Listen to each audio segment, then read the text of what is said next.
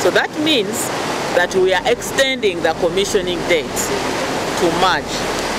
The Kole, Kulu, Oruyo, Nebi, Arua.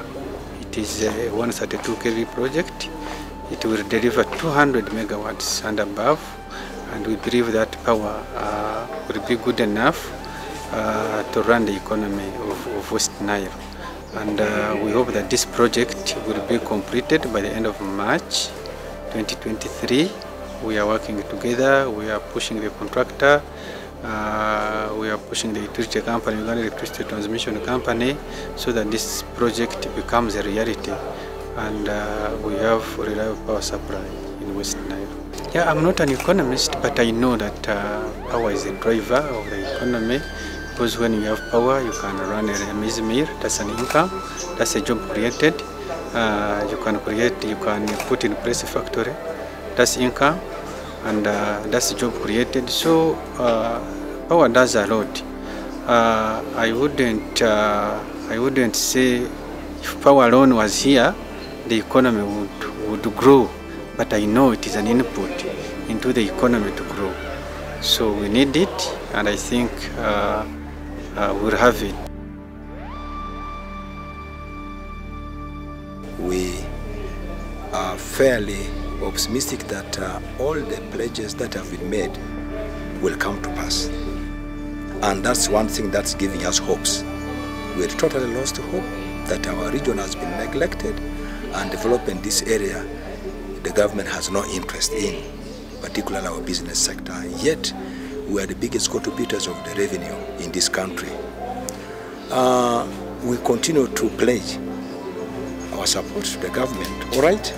And we continue to ask government to fulfill its pledges, particularly this deadline of March 2023. We pray it will not come to full on us. I'm sure everybody who is quiet now, by 2023, when the power does not get here as expected, the vibes, the flares, the moods will change day and night. It may not be one of the best. That's one thing I want to speak about. I will not speak so much now, though a little has improved. We see this connectivity on the 33 kVA has tried to improve a little. We pray that this improvement continues all around in the region, and that's where our prayer is. When you look at an issue to do with the development in a country, an aspect of money, economy, and I think power plays a very significant role into that effect. And intentionally leaving West Nile alone is a clear sign that the country is not looking at West Nile as being part of the economy. We are lying to ourselves, yes, that West Nile is the second in terms of poverty. We are actually the least. Karamoja, because when you go to Karamoja, I was in Karamoja for 10 days. I moved all the districts of Karamoja. I can assure you a Karamojong has about 100 herds of cattle. You come to West Nile, you could even ask me and you tell me how many do I have. I could hardly tell one. So now who is more rich than the other? You get the point now. So what is this? But government should be able to understand that power, roads, and issues to do with other infrastructure developments are key to enhance people's micro, small, and medium enterprises, which are very good to fast-track people's incomes in their homes.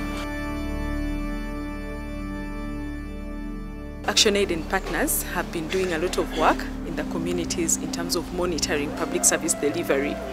And so this has happened in several districts, about 8 to 9 districts of West Nile, where communities have been at the forefront of monitoring public service delivery with clear focus on roads, and then energy, and then we have today education. It's quite a very fruitful dialogue, I must say, but then this doesn't stop at only soliciting commitments, but also this goes very far in achieving some of the commitments that have been made in this dialogue.